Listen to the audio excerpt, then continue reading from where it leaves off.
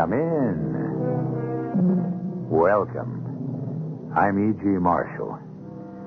Our story is concerned with fear. What is fear? We know its symptoms, the chilled blood, the shortened breath.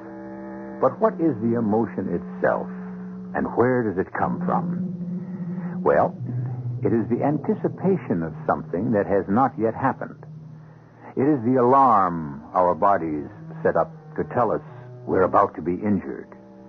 All we really know is that the thing to be feared is not now. It's around the corner. Fear is the voice that says, watch out. Our mystery drama, Fear, was written especially for the Mystery Theater by Elspeth Eric and stars Jack Grimes. It is sponsored in part by Anheuser-Busch Incorporated, Brewers of Budweiser, and your Singer Sewing Center. I'll be back shortly with Act One.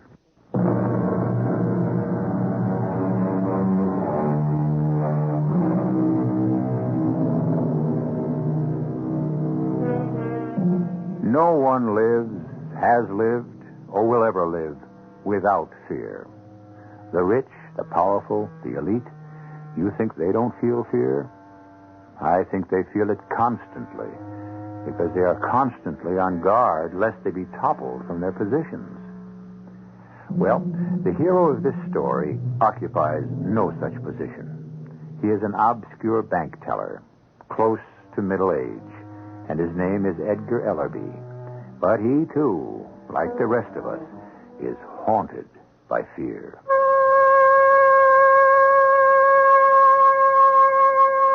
I've been afraid all my life. Of what? Of everything. And I mean everything.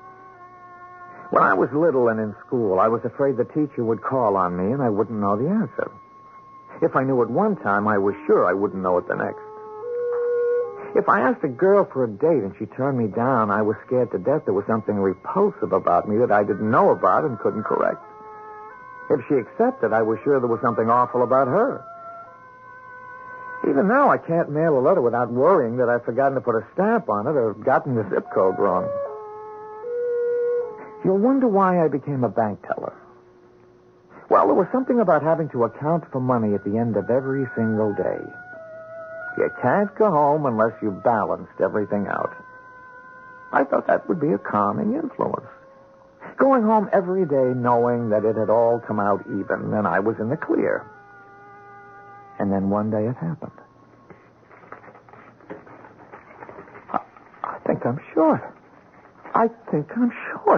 We all know you're short, Eddie. You just finding it out? I mean short my cash. How much, Eddie? $90. Oh, you're going to catch it. Don't be like that, Hilda. It can happen to anybody. It's never happened to me.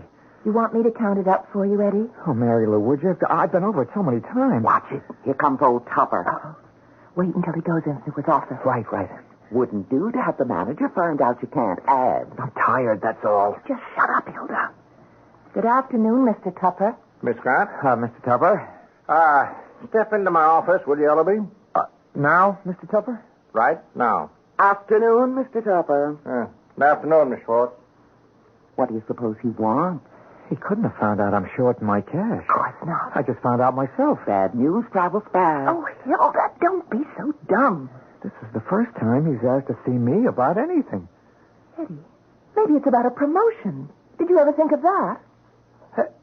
You think it could be? Well, you've been going to school. Oh, sure. He's going to make you a vice president with a great big desk up front. My grades aren't even in yet. Well, don't worry till you know. And don't keep him waiting. That's one thing bank managers don't care for, being kept waiting. You run along, Eddie, and then come back and tell us, and good luck.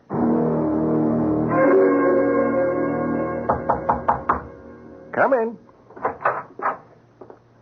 Yes, come in, Ellerby. Thank you, sir. Yes, take a chair, Ellerby. All right. This is Detective Bradshaw. Bradshaw, this is Edgar Ellerby. Hello, Ellerby. Detective, Bradshaw. Bradshaw, very nice to meet you. Yes, sit down, Ellerby. Yes, sir. Thank you, sir. Well, I suppose you're wondering why Detective Bradshaw's here. Well, wondering why I'm here. Well, I'll come straight to the point. One of our branches was held up this noon. It was? Held up? The one over by the river? That's terrible. Fella got away with $8,000. Gee, that makes me feel terrible. It happened about 12:15. 12:15. Gee, that's terrible. Guy walks up to one of the tellers, says, hand it over. Teller hands it over. Guy walks out, over, done with. Like that. That's awful. Where were you at that time, Ellerby? Well, me? Well, I was here. Oh, no, wait. You said 12:15? That's right. Oh, I was on my lunch hour. That's my lunch hour, 12 to 1. Do you mind telling us where you ate lunch? Which restaurant? Well, I don't eat in restaurants. I eat... Well, I mean, I bring my own lunch in a lunchbox, sandwich, a piece of fruit, and... Where do you eat it? Well, sometimes in the park, but sometimes I eat it here. Where did you eat it today? Well, today it was so hot. Today I didn't eat in the park. I ate down by the river. Uh-huh. But nowhere near the bank. Nowhere near. But blocks from where that branch is. Blocks from there.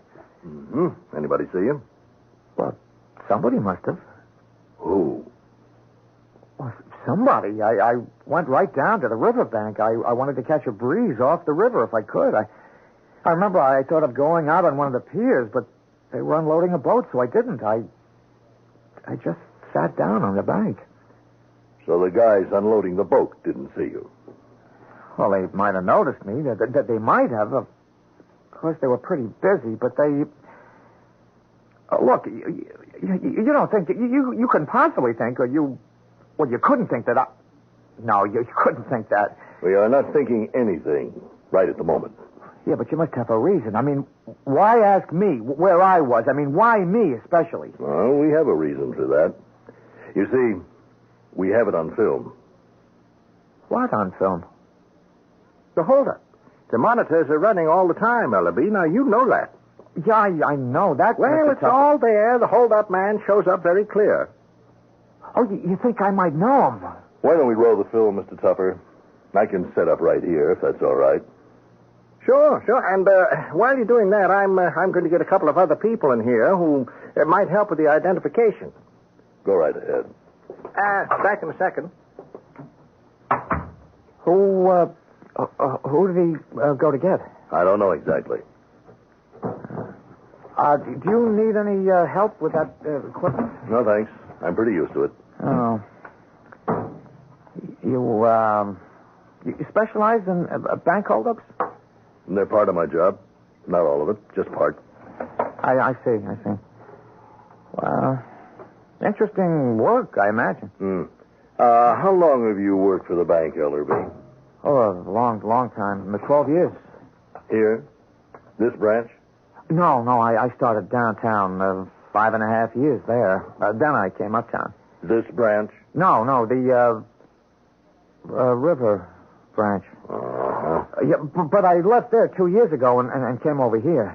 Still, you must know it pretty well, the river branch. I haven't been inside it since they moved me over here. Uh-huh. Yeah, Mr. Tupper said he was going to get some people who might help to identify the thief. Now, why would anybody in this branch be able to identify a thief in the river branch?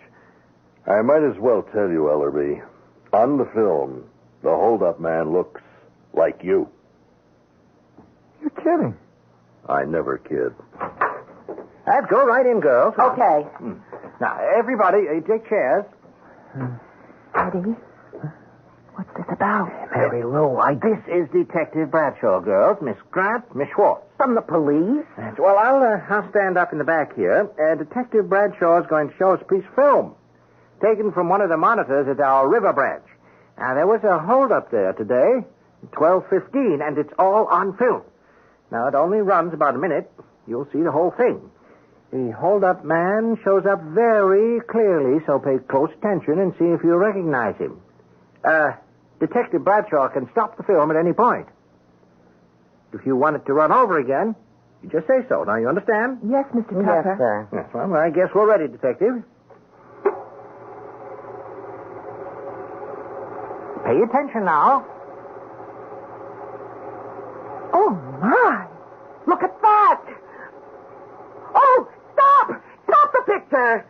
recognize somebody?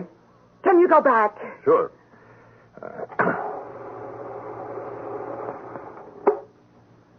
Here we go again. It's Eddie! Hilda! Eddie, it's you! You're sure, Miss Schwartz? I'd know him anywhere. Mary Lou! I'd like to see it again. Okay. It's plain as anything. It's Eddie. I want to see it again.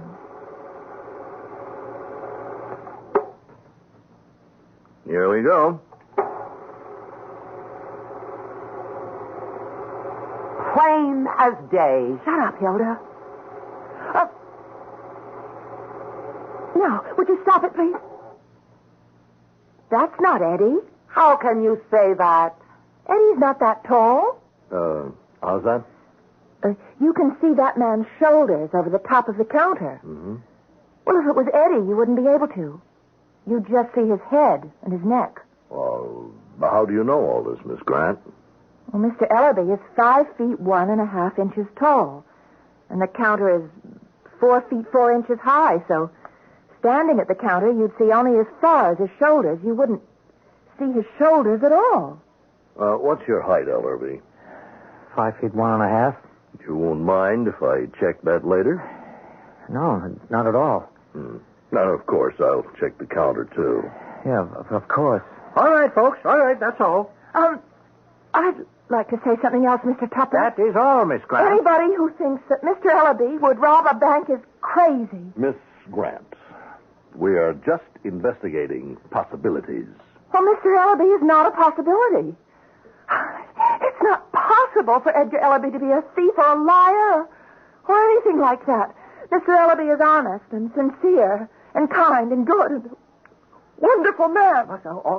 All right now. Wonderful man. Wonderful. I just sat there. I couldn't believe what had happened. And I couldn't believe what was happening. I couldn't believe that a man who looked like me had robbed a bank and taken $8,000. I couldn't believe that a camera had taken a picture of the whole thing.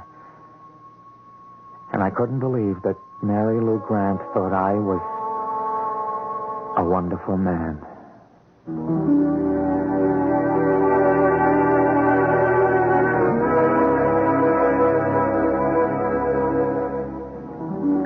One of the most fearful sensations is that of being trapped. In fact, I think it should be put at the head of the list. Illness is frightening. Natural disasters are frightening.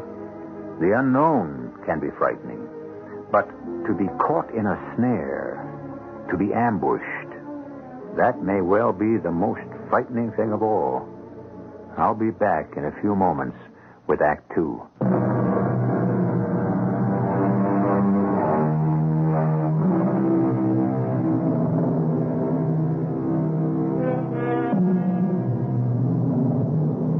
Edgar Ellerby has come under suspicion of robbing the bank for which he works, though at a different branch. The bank manager, a police detective, and 2 of Edgar's fellow tellers watched while a film of the holdup was run off. There was no doubt that the thief uncannily resembled Edgar. So said Hilda Schwartz. But Mary Lou Grant quickly and dramatically, indeed passionately, pointed out that the film showed a man visibly taller than Edgar. Mr. Ellerby is 5 feet 1.5 inches tall. The counter is 4 feet 4 inches tall. So, standing at the counter, you'd see only as far as his shoulders. You wouldn't see his shoulders at all. You'd only see his head and his neck. What's your height, Ellerby? 5 1.5. You won't mind if I check on that? Not at all. Anybody who thinks Eddie Ellerby would rob a bank is crazy. Mr. Ellerby is honest and sincere and kind and good and a wonderful man. That will be all, Miss Grant. A wonderful man. Wonderful. Mary Lou had tears in her eyes when she and Hilda and I left Mr. Tupper's office. It was the first time in my life that I'd been in trouble of any kind. And it was the first time in my life anyone had shed tears because of me. Don't worry, Eddie. It'll all come out all right. I hope so. Believe me. I'll try. You got to admit, the man on the film looks like you. I know. Looks exactly like you. I know. Same nose, same eyes, same upper lip. Hilda, you know Eddie didn't do it. Then it was his doppelganger. His what? His doppelganger. His double. I've got a double? Everybody has. Didn't you know that? Sometimes it's a ghost. Well, a ghost wouldn't hold up a bank. How do you know what a ghost would do? Well, I guess I don't. Sometimes the ghost doesn't just look like the human double. He sounds like him, too. Well, the film doesn't record the sound, just the picture. But the teller at the river branch might remember the voice. And it might turn out to be your voice, Eddie. Oh, shut up, Hilda. Sometimes people see their own doppelgangers. Scary, huh? Very scary. But you can't get away from the fact that the hold-up man was taller than Eddie. 2 or 3 inches taller. Sometimes doppelgangers float above the ground. Didn't you know? Why is that? Because they're ghosts, little man. Well, I'm going home. It's been quite a day. So long, everybody. Goodbye, Hilda. Yeah, see you tomorrow. Probably. What does she mean, probably? Oh, Eddie. Does she think I'll be arrested? Does she think I'll be in jail? Of course not. Then what? What does she think? Never mind what Hilda thinks. Listen, Eddie.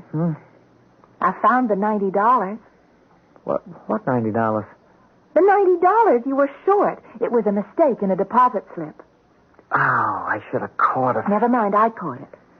Oh, Mary Lou, what? Eddie, I don't think that you should be alone tonight. Why don't we have dinner together? Wouldn't that be a good idea? I guess it would at that. Do you want to come to my place? Well, I prepared a meatloaf this morning. It's in the fridge. Do you like meatloaf? I love meatloaf. I make it with oatmeal. Oh, it's interesting. I soak the oatmeal in milk first. Let's go to your place and have meatloaf. And I have broccoli. Oh, wonderful. Come on, let's go.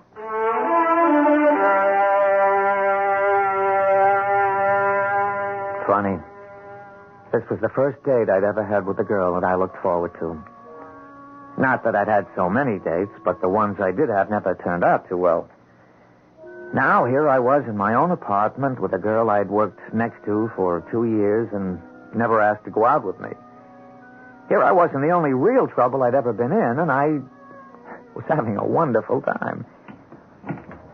Well, the meatloaf will take an hour, so I opened a bottle of wine. Wonderful. I don't know if you'll like the broccoli. Well, of course I will. Well, I parboil it, and then I saute it in butter and garlic. Sounds fascinating. Well, it's different. Here's your wine. Thank you. I was just looking at your books. Oh, yeah. Well, I read a lot. You read a lot of books like How to Love Yourself, books like that, and Be a Happy Neurotic. Yeah, well, I've always had trouble in that department. The loving yourself department? Well, it's hard for me even to put up with myself. Well, that's too bad. Yeah. Well, cheerio. Cheerio. You see now, like that. Why did I say cheerio? Why not? Because cheerio is for English people to say, not people like me. I'm always trying to impress people, and I don't know how, and I hate myself for trying and not succeeding. Edgar, do you mind very much being short? Oh, I'm not crazy about it. Well, I'm not crazy about having such icky hair. Your hair isn't so icky. And you're not so short. How tall are you? I'm 5'6", without heels. That's 4 inches taller than me. Well, I never figured it out. Well, that's what it is. I guess it's been very hard on you not being taller. It's been a trauma. You know what a trauma is? Yes, something that hurts. Trauma is a shock, a disturbing experience. There was a psychoanalyst, his name was Otto Rank. He said that all the trauma you go through later in life are reproductions of being born. Do you believe that? Gee, I don't know, Eddie. Do you? Yeah, sometimes I think I do. Sometimes I think the worst thing that can happen to you is to be born. Here you are inside your mother where it's all warm and safe. And all of a sudden she decides she's had enough of you. She starts to get rid of you. Yeah. No matter what you do. And of course there's nothing you can do because you don't even know what's happening. You're pushed out. Out into the cold, into the light, and all the noise and clamor and chaos of living. Yeah. And you never get over it. Never. I think I'd like a little more wine. Oh, sure. Excuse me. There must be some way to get over it. Well, I don't know what it is. So right now, right this very minute, I feel like I'm starting to get over it. I think I'm getting over it, too.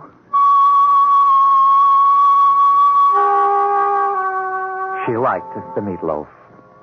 And she liked the broccoli. And we had melon for dessert, and she liked that. After dinner, we each had a brandy with our coffee. I was feeling just wonderful. I couldn't stop talking. I tried, but I couldn't stop. It's like a disease with me, trying to be something. Because I feel like I'm nothing. Sometimes I look at myself in the mirror just to be sure I'm there, that I haven't evaporated or dissolved or disappeared. Oh, Eddie. I want to show you something. You stay right there and I'll get it. I've never shown this to anybody in my whole life. I never thought I would show it to anybody because it's so silly, but I don't know. Tonight I feel like it. Well, what is it? Well, now, you just wait, you see. You just wait. It's so silly. What do you think of it? What is it? It's a top hat. What? A top hat. A high silk hat. It was my grandfather's. Oh, yeah. I've seen them in the movies. Yeah, Fred Astaire movies. He made one called Top Hat. He wore a white tie and tails. I used to admire him more than anybody. I still do. I've seen him on TV. Well, all I have is the top hat. I never had tails or a white tie. And, of course, I can't dance. And, of course, you're not Fred Astaire. No. No, I'm not. Will you walk me home, Eddie? It's not far. You have to go home? Yes. Well, sure. I'll walk you home.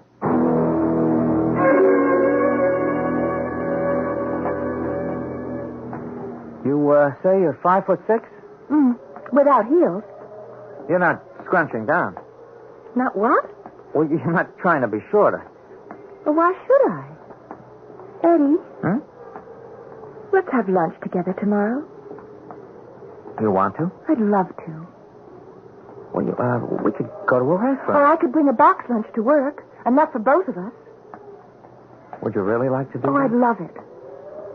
Well, we could go to the park and eat it. Yeah, we could do that. We could go to the park, or we could go down by the river. I left her at the door of the place where she lived. I was like in a daze. All I could think of was having lunch with her the next day. In the park or down by the river. I almost ran home and up the stairs. My door was open. I knew I'd locked it, but it was open. Hello there. Hello. Detective Bradshaw. Remember me? Yeah, from this afternoon, Mr. Tupper's office. That's right. You wanted to talk to me? You, had somebody here for dinner. Mary Lou Grant from the bank. You met her. Mm-hmm. The one that stood up for you, huh? The one that said you couldn't be the hold-up man because you're too short? 5'1", she said. That's right. 5'1.5". She said the counter at the bank is 4'4", and if the hold-up man was you, your shoulders wouldn't show up on the film, only your head and neck. Now, isn't that what she said? Yes. She your girl, this Mary Lou? Yes. No, she's a friend. She know you wear lifts? What? Does she know you wear lifts in your shoes? 3-inch lifts. I don't. No? And what are these? I found them in the bureau. They're lifts. Yes. Yes, they are. 3-inch lifts. With these in your shoes, you'd be 5'4.5" wouldn't you? Huh? And your shoulders would show above the counter. That's how I figure it, Ellaby. How do you figure it?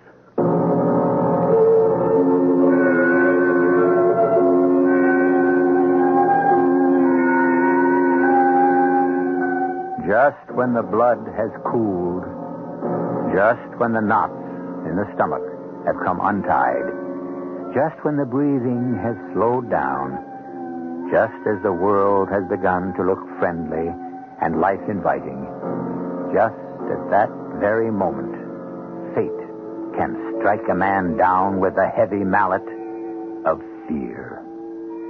I'll be back shortly with the final act of our story.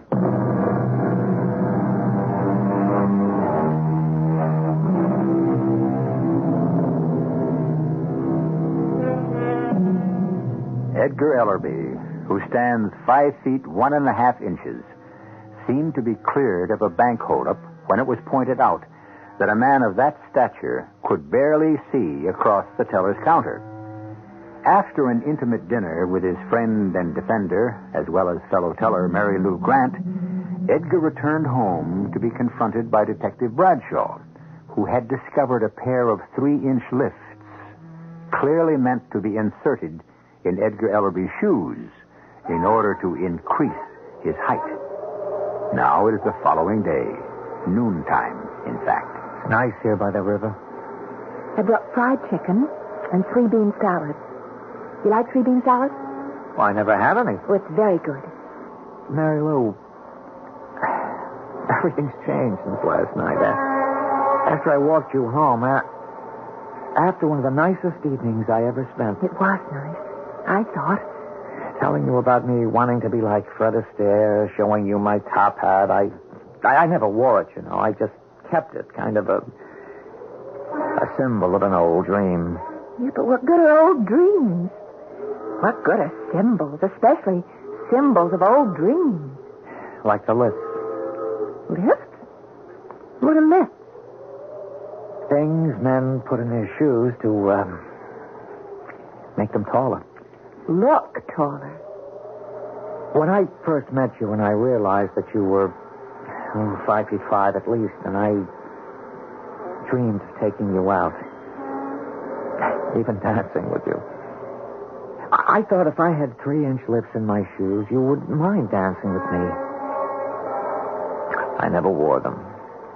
I tried them out around the room, but I kept falling down. I couldn't even walk. How could I possibly dance? So I just put them away. Well, I think you should throw them out and take me dancing tonight. I could be in jail tonight. Mary Lou, when I got home last night, Detective Bradshaw was there. He had found the lifts. So now he thinks the hold-up man could have been me. You have to admit the man on the film looked exactly like me. No, he didn't have your expression. Well, I imagine your expression changes when you're holding up a bank.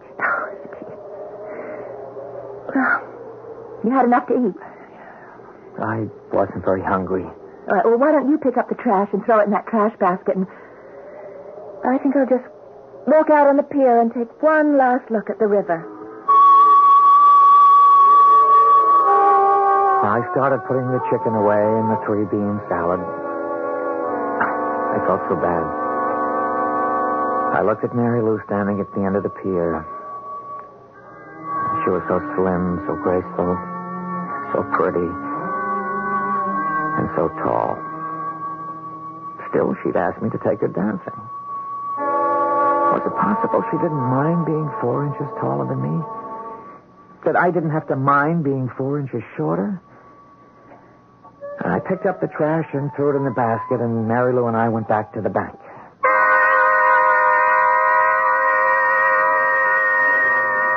The late lunch people are thinning out. Yeah. Oh, there you are, madame. Thank you. Next? Yes? Oh. Ever everything you've got. Hand it over. What? All of it. This ain't a cap pistol. Well, what are you... You all right, Eddie?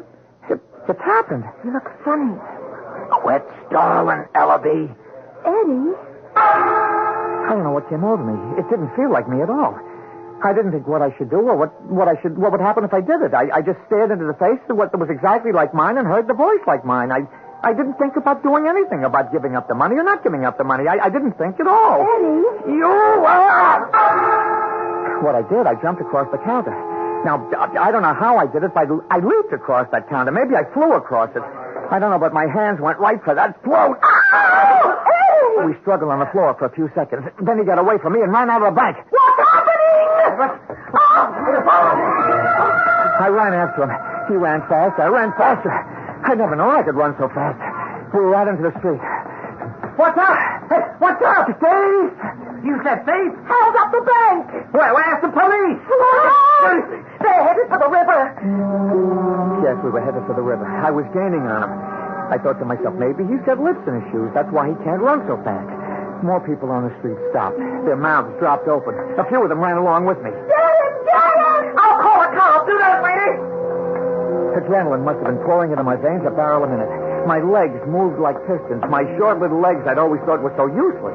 I kept my eyes on the man I was chasing, my double, my doppelganger. Or was he a ghost? Whatever, whichever, whatever. He was responsible for the sudden change in my life, and it flashed like lightning across my mind, the sudden change in me. We ran, and we came to the river. He ran on onto a pier, and I ran after him. He reached the end of the pier. He stopped for a second. I was almost on top of him. Then I heard a splash, and he disappeared. I dove after him. Under the water, I opened my eyes. I was desperate to get a look at this imposter. He was starting to seem to me. I was so anxious to see him, I forgot I couldn't swim, but then a pair of strong arms were on my neck, and dimly through the water, I heard a familiar voice. Relax. All right. Don't fight me. Just go limp. That's it, White. Just let your head fall back. Okay. I've got you. It was Detective Bradshaw. He told me to shore and up on the bank. I was so surprised to see him and so happy. I tried to thank him, but he wouldn't listen. I'll be around later, Ellaby. Now, the police car is going to drive you home. You just take a hot bath, crawl into bed. Try to relax, little fella. You done good. I didn't mind that little fellow bit. I liked him saying, "You done good." 6'6" or 5'1". What's the difference when somebody says, "You done good"?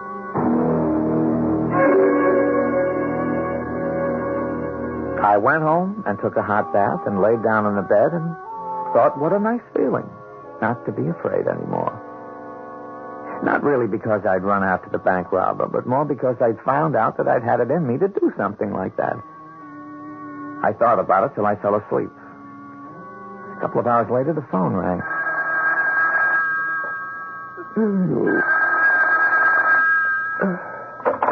Hello?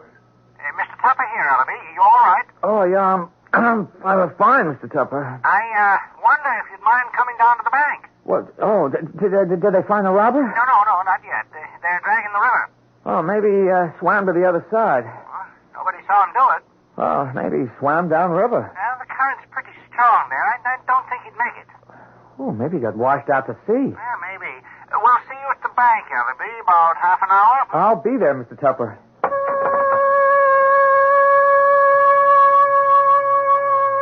When I got to the bank, Mr. Tupper met me and showed me into his office. It was just like before. Hilda was there, and Mary Lou, and Detective Bradshaw. And the projector was set up in the screen, and Detective Bradshaw was talking.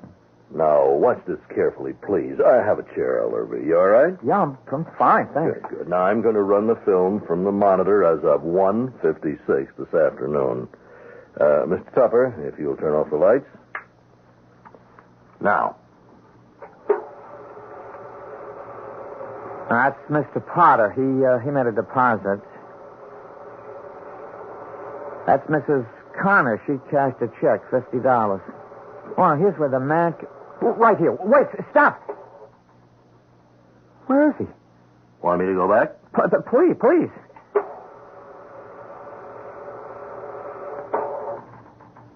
Here we go. Mr. Potter?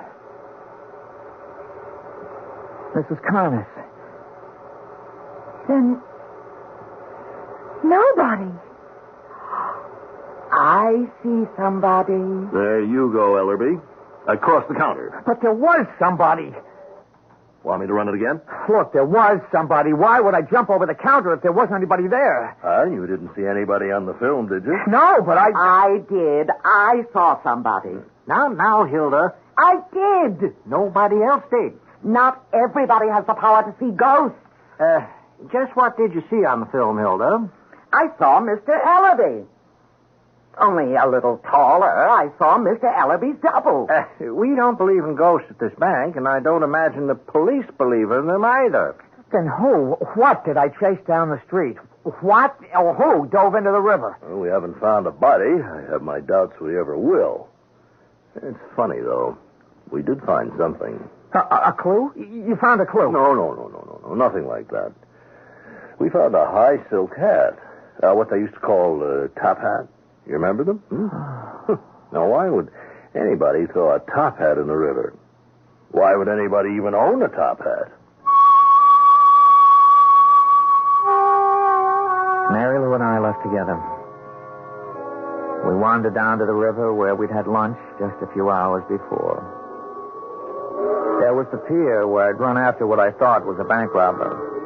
Where I'd seen him jump in. I'd heard the splash. Where I jumped in after him. How do you feel, Eddie? Oh, all right, I guess. Let's sit down, shall we? Imagine this is where it all happened, or didn't happen. Oh, it happened, all right. What happened? Did I have a hallucination? What was it? Well, maybe. Did I make up the whole thing? Was I just showing off or what? Does that matter? It does to me. Why can't you look at it this way? You thought you saw a bank robber that looked like you, except that he was 3 inches taller. Or if Hilda is right, you did see him. You saw your double, your doppelganger. But whichever it was, you didn't fold up or fall over in a faint or even yell for help. You jumped across the counter and you tackled him. And then you chased him out of the bank and down the street. And you jumped in the river after him when you can't even swim. Yeah, I did that. Well, do you think that a man who goes out in the dark after a burglar without a gun and all alone is any less brave because there was no robber there in the first place? He thought there was, and he went anyway. Well, I think that's very brave. You do? I most certainly do. We've never been what you'd call really close, Mary Lou. Oh, I've always felt close to you, Eddie. You just haven't felt close to me. I wanted to. You wanted to be Fred Astaire, and I wasn't Ginger Rogers. You're prettier than Ginger Rogers. Well, I'm one thing Ginger Rogers isn't. I'm here. Yeah. Do you still want to be Fred Astaire and wear a top hat? I think I'll throw it away, my top hat. I already did. You did? What? That's your top hat they found floating in the river. I stole it last night when we had our dinner, and I threw it in the river this noon when you were packing up the lunch. Mary Lou, why did you do that? I thought you didn't really need it anymore. I thought it was high time you stopped wanting to be Fred Astaire, because I knew that I could never be Ginger Rogers. And now we're just you and me. Oh, it's better this way. I think it's perfect. What's so funny? What? What are you doing tonight? Nothing. Why? Well, let's you and me go dancing.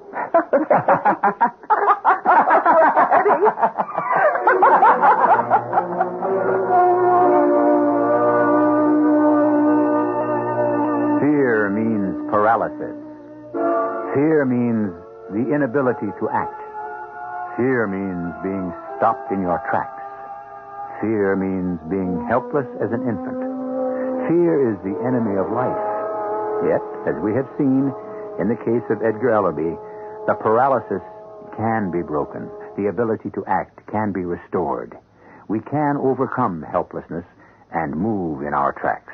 So the real enemy is not fear itself, only the fear of fear. I'll be back shortly.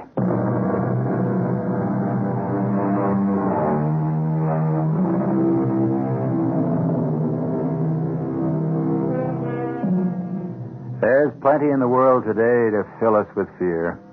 We'd be fools not to feel fear. Yet we must move, must act, must overcome paralysis, and stop acting like children. So with fear in our hearts, let us be courageous. Haunted by dread, let us dare to look around the corner, see what's there, and whatever it is, deal with it the best we can. For all we know, it may be a ghost as frightened as we are. Our cast included Jack Grimes, Marion Seldes, Jane White, and Earl Hammond. The entire production was under the direction of Hyman Brown. Radio Mystery Theater was sponsored in part by Buick Motor Division. This is E.G. Marshall inviting you to return to our Mystery Theater for another adventure in the macabre. Until next time, pleasant dreams.